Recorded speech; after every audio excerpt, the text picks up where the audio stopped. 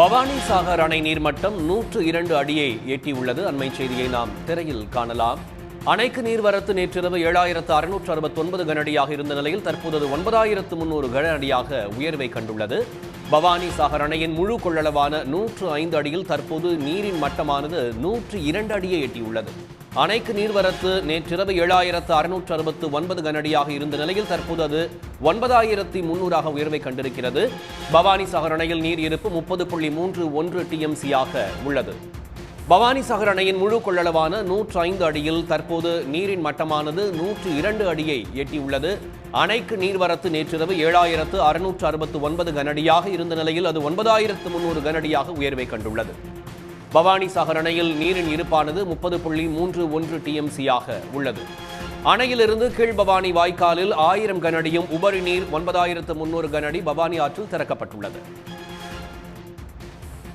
உடனுக்குடன் செய்திகளை தெரிந்து கொள்ள சன் நியூஸ் பெல் ஐகானை கிளிக் பண்ணுங்க.